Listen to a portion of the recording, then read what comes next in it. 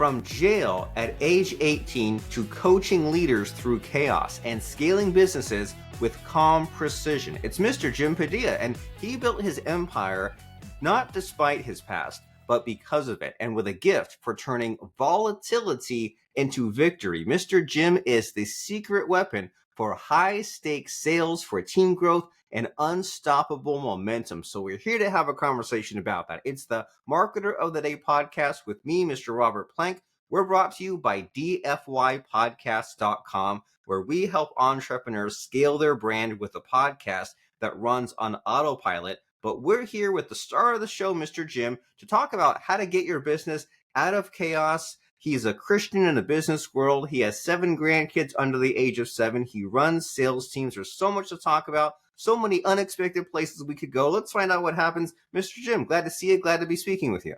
Yeah, thanks for having me on, Robert. Really appreciate it.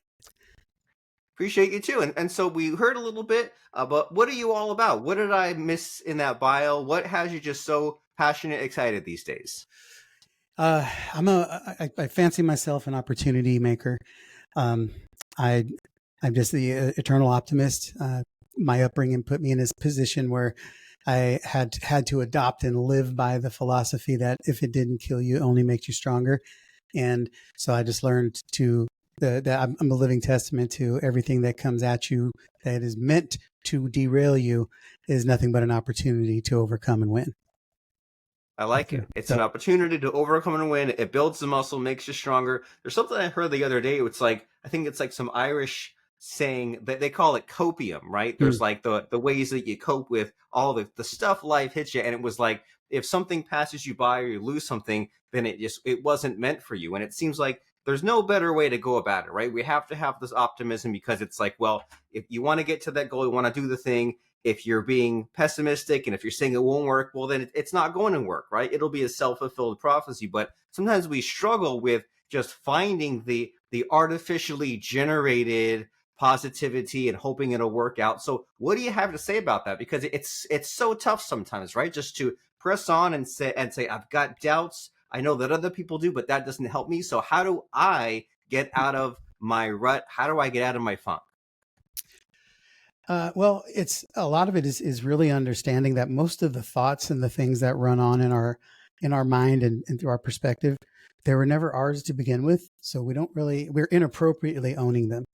And most people, I think, take this perspective that, well, fear and doubt is a part of life and stuff. I'm like, maybe your life potentially, but that's a choice. It's all a choice. And so you have to understand, it's like, scripture says that, to be the greatest, you must be willing to be the least. That's about serving from humility.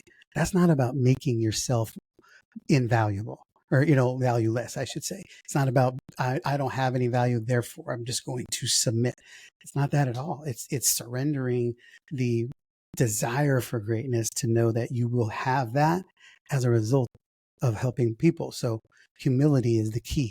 And then you just start looking at other people instead of yourself. And it makes a whole lot easier to move through these situations through life. In many ways. And I first came across that when dealing with anxiety and public speaking, right? You say, well, instead of thinking about inwards and how stressed out you are, thinking about how you're helping others. And so it seems like your answer there, it seems like there's that greater power in many ways, right? When the doubt and the fear comes, well, it's coming from outside. It's not just you, but then the reverse is also true as far as the humility and what you're gaining, it's yours to give away, right? It's yours to help people. And so along those lines, when someone says, hey, Mr. Jim, help me out. My sales team is struggling. My business is struggling. What's the value you provide?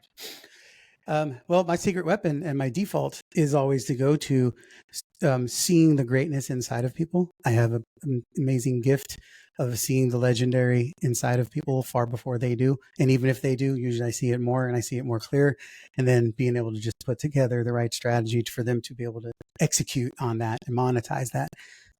So one of the things we do, if I were to come in and work with a sales team, usually the first thing that we're going to do is have you accumulate all of your testimonies, your 5-star reviews, all the things that you have completely forgotten, and your team reads that stuff because Salespeople know how to sell. We don't really have to come in and teach them how to sell. We have to remind them of why they're selling and why this matters.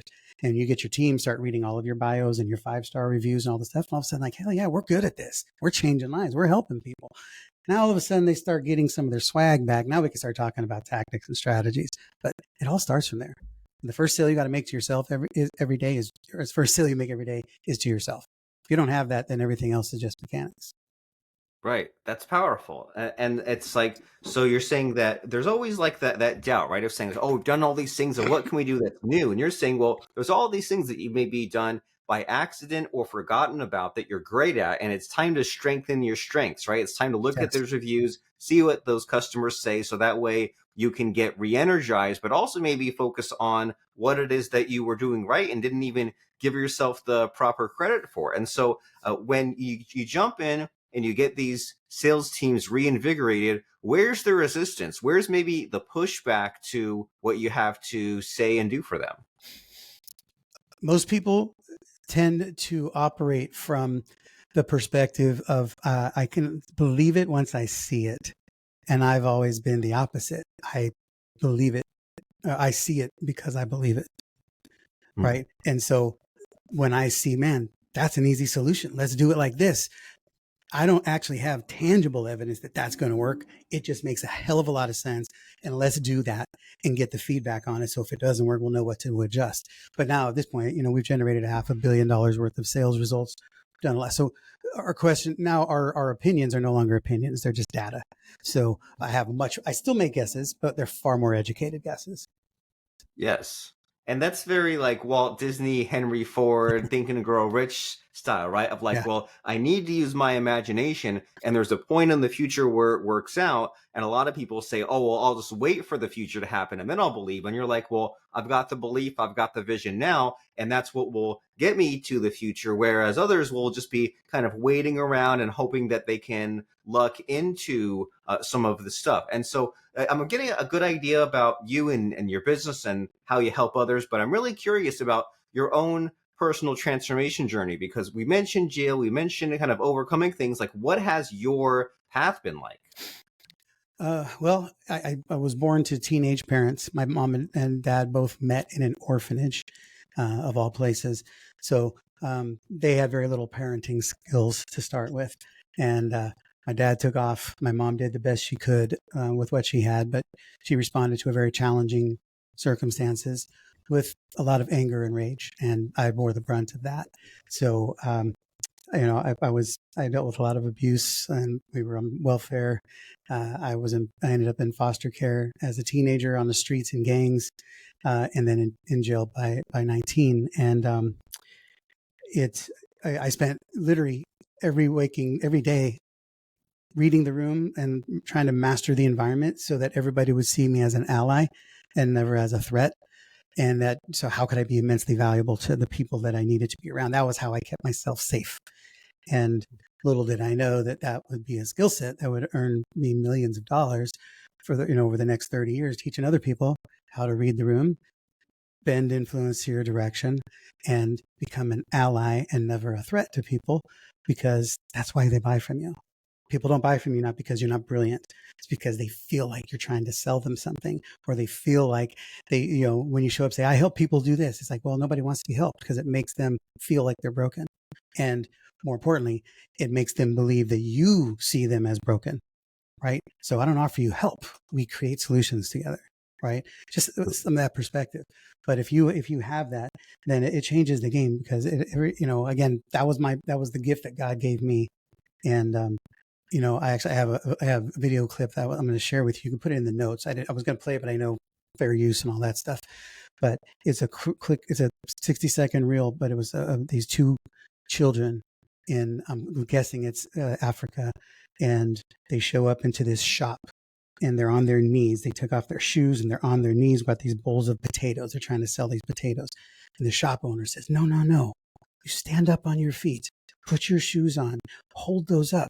It's like, you're not beggars. You're hardworking. Stand like kings. And I was just crying. I'm like, yeah, exactly. But most of us see ourselves like those kids. Like, please let me win. Let me belong here. Instead of showing up strong, going, I belong here. I deserve this. Let's go make this happen. That does, you can still be humble, but you don't have to be a beggar. Yes. So you're saying there's a better way. You think, okay, well, I need to influence others. I need to grow my business, make money, make sales, all these things. And there's maybe what was taught to you, right? Like the anger that was passed down on you from maybe past parents or past generations who kind of, they didn't know any better, right? Maybe they were shouted at, they dealt with violence, they just pass it on to you. Then there's maybe what you kind of guess or try to figure out on your own. But then there's also just what you learn and what someone can learn from someone like you who says, hey, I know that a lot of the world, it doesn't make sense on face value. But if there's these the kind of rules and techniques, and you say you're in this room and there's the tendency to like maybe be shy or be outrageous, but there's some kind of finesse there where you can say, well, how do I become an ally to these different people and listen and be interested in them and help them get to where they need to go? And so I know that you're big on like survival and on like this origin story it is. So can you tell us about that when someone says, well, you talk all these great things, but well, that's not my personality, right? That's not me. How can someone become the kind of like beefed up personality, the superhero that they need to be to accomplish these things? Um, I will challenge everybody watching this and listening. You got to put the false humility aside at the door, because that only serves you. This is you being able to say, well, I'm just here to help people. It's like, yeah. Based on that, if that was truly the case, then you would own nothing and opt for nothing, right? You do want to have comfort. You do want to have joy. You do want to have peace in your life. And quite honestly, you can't really help many people until you do.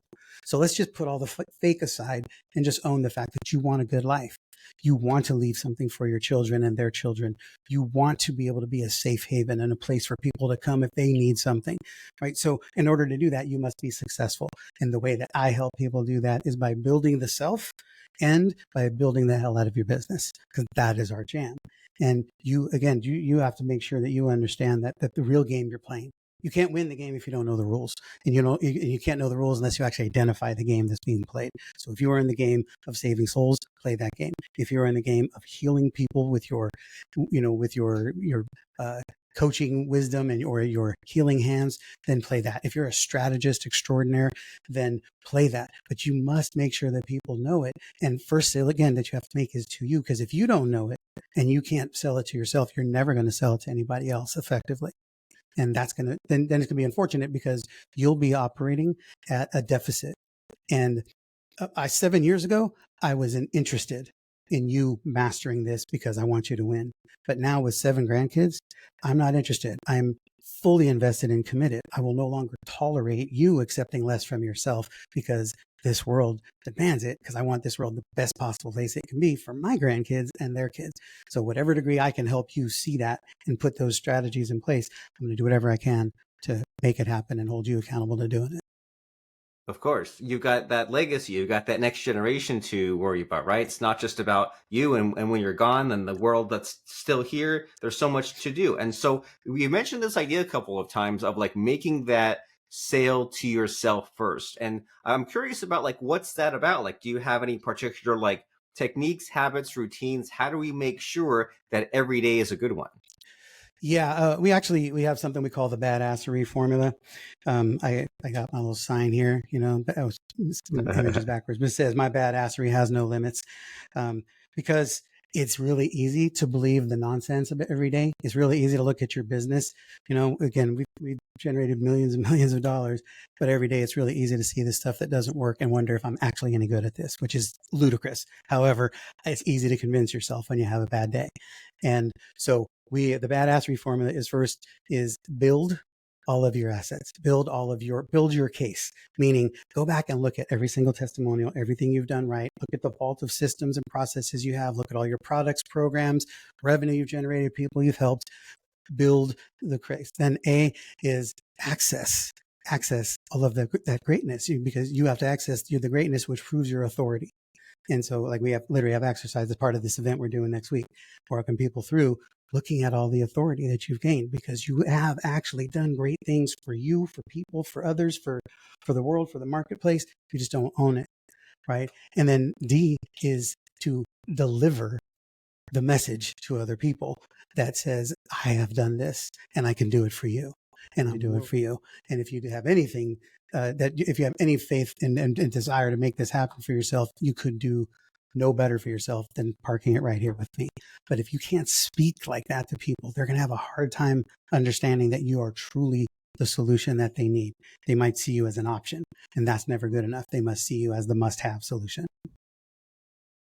Very nice. So it begins with knowing what the evidence is of all these things that you've achieved and looking at that and revisiting that so that way you believe it. And because if you don't believe it, then it's not going to pass on to others the way that it needs to. And so it's been so much fun so far talking about you and talking about how you stand out. But I'm sure that there's a really good question that I could be asking you, but I just don't know to ask you because we've only met twice at this point. So in this conversation we're having, Mr. Jim, what's the hidden question? What should I be asking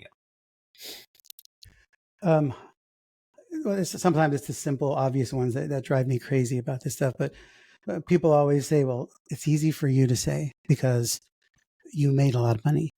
So you can talk that way. And I got news for you. I didn't start making ridiculous money until I believed the things that I'm telling you about myself. Like once I started recognizing that I wasn't just this kid from the streets, this gangbanging thug, this guy who has no value, uneducated, everything. I'm a 5'8" Puerto Rican from the Bronx. There is literally nothing impressive about me. When you look at me visually, I'm just a guy. And once I realized that I know I'm born and bred from the creator of the universe and that I was put here for a reason. I'm here for a time such as this, and so are you. I live into that because I see that as myself, and I see that as my mission and my calling, and that's the game plan. So it's understanding that it's not fake it till you make it. It's do it until you feel it, and then it becomes real, and then you own it. So I'm not sure if that was a question, but I know there was a question in there somewhere. There was just the question was just what should be the question, and so Yeah. I guess you're saying if people are struggling with fake it till you make it, what's the solution? And you're saying do it till you feel it. Do it till you feel it. Yes. And I think that was where the question was. We're like, well, how do I do this from nowhere? Because it's easy for you to say it because you have money or you've done this. Like, yeah, but I didn't until I put myself where you were and pulled myself up from there. Yeah, well, it seems like sometimes we all make excuses, right? And if you don't have that self-awareness, maybe you'll make an excuse and say, well, that's my reason to not try. I say, oh, here's Jim. And well, he had it so easy. Well, he didn't. And he might have even had it slightly easier than you. So like there's all these reasons to not do things, but we need to do the work to figure out how to make things done and achieve greatness. And if someone says, all right, this guy, Jim, he's got a lot figured out. I'm already motivated listening to him. I want to know about how he can help my company and these sales teams. Like, who should be looking for you? Who are your people? Excuse me. If anything I'm saying resonates with you, you'll find in the show notes access to our YouTube channel, podcast, social media. So we put out content daily that will help you and be beneficial. The people who hire us are typically entrepreneurs that are sold out for success. I'm not in the game of convincing people that they need to be something greater. I want to work with people who already know that there's something that they got to fight for. They just need help getting it. And so if you're at a place where you know that there's an exponential growth curve in front of you, you just need help or a running mate to get there, then that's us. If you're looking for a 6-figure payday, a 7-figure revenue stream, or you've got something that you just should be doing far greater than it is, it's probably not dialed in the way it needs to be, then those are the people we help. So 6-figure entrepreneurs scale into 7 and 8-figure companies that are trying to scale to an exit, or people that are doing just monumental business and building billion-dollar platforms. So if that's not you or the direction or even exciting to you, no problem. I know that's not for everybody, but that's the people that if you're in our world and that's the lane you're in, you have a good time and we all have a lot of wins. Very nice. So if it's time to uncap that untapped potential and to grow and to achieve that greatness, then Mr. Jim Padilla is your guy. And what's the call to action? What's the next step if someone says, all right, I want to talk to Jim and his team. I want to discuss possibilities. I started doing this about a year ago, and sometimes it gets confusing because we're always, my marketing team are like, make sure they send them to this link and send them to that link. And then sometimes we'll change a platform and all of a sudden the link doesn't work. And I said, you know what? Here's what I want. I'm professing relationship and connection. So I want to lead by example. And I have a cell phone number I'm going to give to you. And the intention of this is text me. Just say, hey, say you heard me on the podcast. And any question that you have, we can answer. Sometimes it might lead to a scenario, and other times it's just going to be, I can probably give you some insight that would break something free for you in a very quick exchange. So I'm going to give you my cell phone number, and just please use it. And just in transparency, my team also has access to it. So that way I'm not the bottleneck. But if you put a message in there, I will get back to you. My team might reach you first, but you won't get ignored. So the number is 916 area code 587-1946. And that is as direct a line as you're ever going to have to me. And there's no gimmicks and we're not promoting you into something. We just want to serve you. And is there like an ideal conversation starter, or if someone says, all right, I've got this phone number, 916-587-1946, and they've got the phone in their hands, or like, oh, what do I say to start the conversation? What's an idea? What can they ask or say to you to get that started? Yeah, I start off with like, hello, we're humans. So connect with me. Let me know what's up. If you have a scenario that is blocking some breakthroughs, something that's kept you up at night, or you just can't get past a certain point, just drop that scenario. Put it on. Here's the best thing. Drop that into a super quick video or audio, and then send that to me. And then I can take that in, listen to it, watch it, and then we can offer you some feedback or a resource or a thought or an idea. Maybe probably ask more clarifying questions. Sometimes if you send me a 3-paragraph something, I can get confused in that. I don't like to process too many words. I much prefer to talk to people. So send me a video. Great. So record that video or the audio where you're stuck, where the bottleneck is, and send that quick text, right? There's no excuse. It takes you a few seconds. And if you click on the voice memo, you talk, and literally in under a minute, you can get that quick information out there, and you text it to 916-587-1946. And if you're driving, pull the car over and type it in and get that text message sent out, so that way you can get that conversation started. And before I let you go, Mr. Jim, it's time for the scary part of the podcast, where I try to stump you. I try to put you on the spot by asking about a powerful or fun quote or lesson that has served you. So what comes to mind as far as a quote or lesson? One of my favorite quotes that I bring up all the time is from David Starr Jordan. And it says that the world stands aside and lets pass any man who clearly knows where he is going. And, if you've ever been in a party, a big room engagement, and you can see the crowd just kind of moving, like everybody stops because somebody walked in the door that everybody wants to start paying attention to. And you don't know where they're going and you don't know what they're doing, but they're moving on purpose. And you're like, he must be going somewhere and I want to follow. My mission is to be that person in every room that I'm in, and for you to be that person in every room you're in.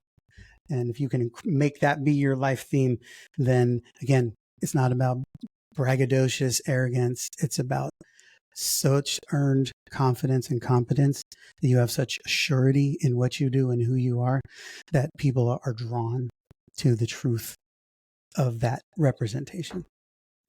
I like it. Know where you want to go. Confidence and mission and purpose. And if you need Jim's help and his team's help to get there, send that text message right now before life's distractions get in the way. That number is 916-587-1946. We'll have that phone number in the show notes, plus those other links such as to YouTube that Jim mentioned. Man, Jim, it's been such a great start to the week speaking with you. I had a blast. I hope you did too. Thanks for being here and helping us out.